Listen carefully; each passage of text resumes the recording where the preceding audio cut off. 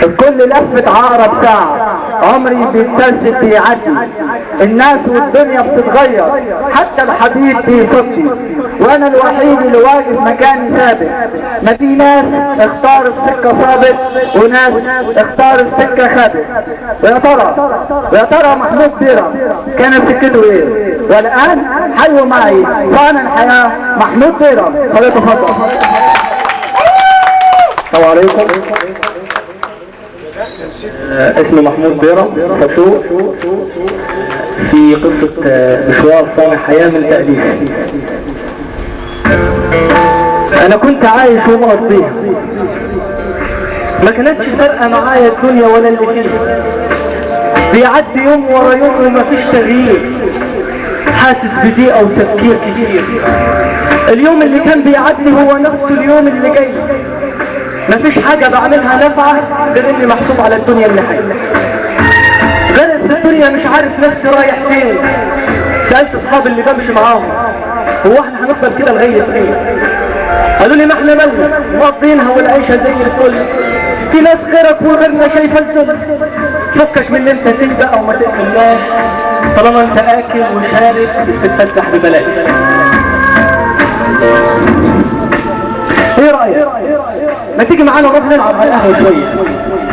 قلت لهم معلش يا جماعة انا هقعد مع نفسي شوية.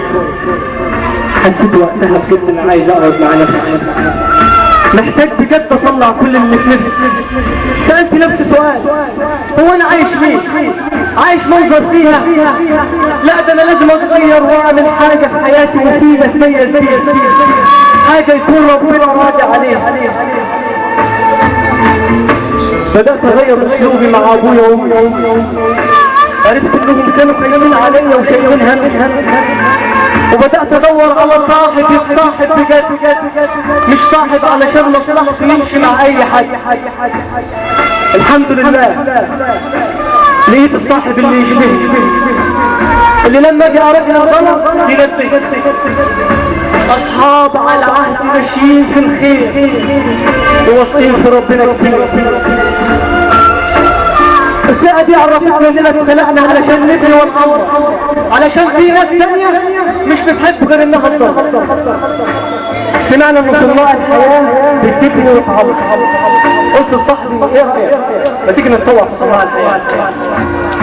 دخلنا صناع الحياة لقينا شباب وبنات في الخير بيشتغلوا بجد، في رسالة خير عايزينها توصل لأي حد. اشتغلنا مع صناع الحياة في كل مكان، كنا بندعي للخير للناس في كل مكان. انا بحمد ربنا، انا بحمد ربنا انه في رسالة خير في حياتي، حتى الناس تفتكرني بالخير بعد ما مات. انا بحمد ربنا انه الخير وصلني، ومش عايز حاجة منه غير انه يكون راضي عني. في انسان ممكن يعيش ويموت وبعد يومين الناس تنساه، ما عملش حاجة في دنيته وما فيش هدف كان بيتمناه. وفي انسان هو عايش بيحب الخير للناس من جواه، بياخد الدنيا ببساطة ومش عايز حاجة منها غير رضا ربه يوم ما يلاقيه.